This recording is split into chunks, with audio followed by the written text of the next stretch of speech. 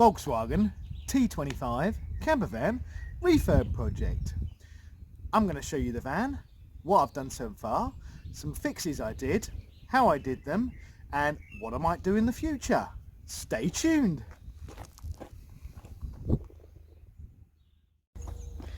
Big Bad Barry here, down on the farm in sunny Surrey. Welcome everyone to my brand new channel. I've been thinking of posting on YouTube for some time now, and what with the lockdown and everything, and having a project to get on with, seems like the ideal time. Hopefully it will also give me a bit of motivation to get going on it and do a bit every so often and give you guys regular updates. So normally I'm busy buying, selling anything with wheels and an engine. There's always something needs doing and fixing, but more of that later.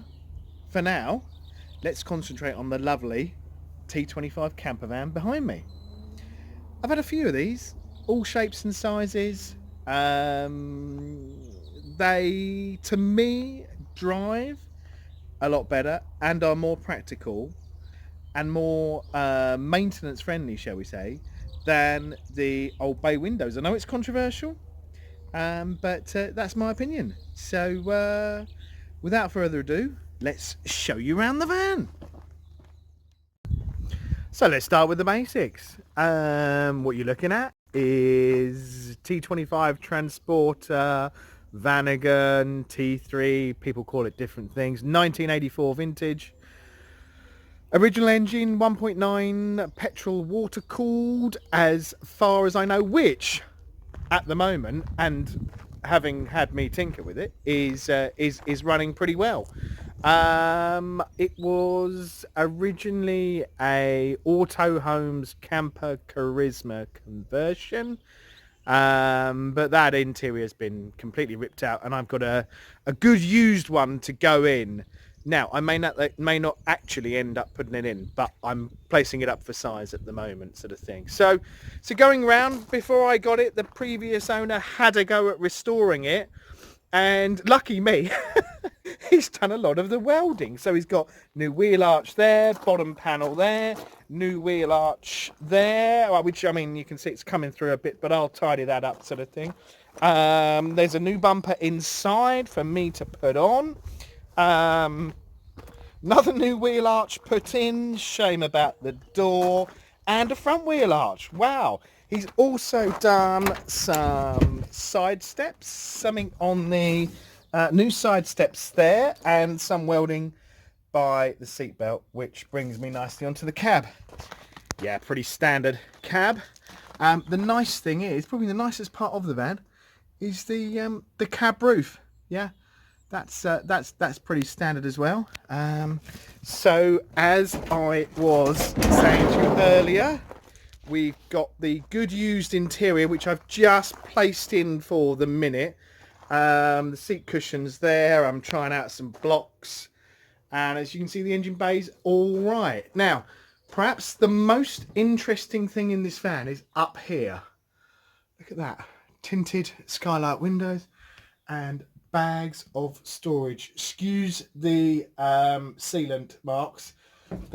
I'll get to explaining what that is in a minute here. So obviously, there you go. There's the bags of storage. So getting on to some of the problems I had here when I got the van, it was shall we say, leaking like a sieve from the skylight up here. So as you can see, what I've done, well, the skylight was sagging, so first I had to put these bracing poles in. These sort of aluminium rods were available from Wix for next to nothing, basically. So that supported the roof from sagging first, and then a new skylight was bolted in. Basically about 20 odd bolts and loads of sealant soon sorted that one out. Now I do have some leaks still from above the rear tailgate, which I'm going to get onto, and I might well let you know how that goes. Anyway, yeah, that seems to be the inside for now. Another thing I might show you when I get it all open is what happened to me in the engine. I'm moving into the engine now.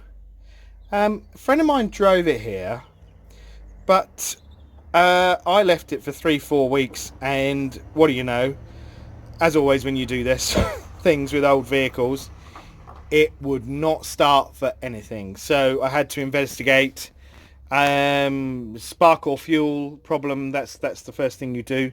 And so took this one off here, which is from fuel pump to carb. Absolutely nothing coming out here. Rigged it up to a petrol can, so rigged this pipe off the fuel pump straight to a petrol can. What do you know, it started and sucked it through. So there was no problem with the actual engine itself. Did it the other side of the pump, fine, no problem with the pump. So sort of scratching my head a bit really. Why isn't fuel getting up there if the pump is fine? Now, on these filters, you can just about see there's always an arrow going direction of flow. What do you know? The old filter that was in there was pointing back towards the tank.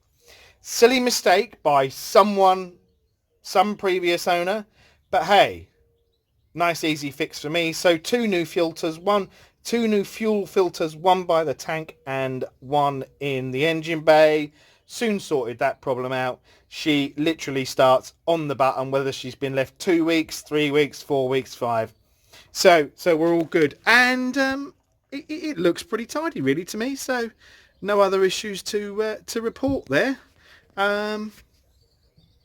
There we go. Well, I'm thinking... So guys, that's about all from me and my lovely VW T25 now. Tune in next time. Hopefully, I've done quite a bit and taken some videos along the way showing you how I covered the door cards correctly. Don't worry, I know how to do it because I've done it before. And some other fixes. Just wait and see. Bye now.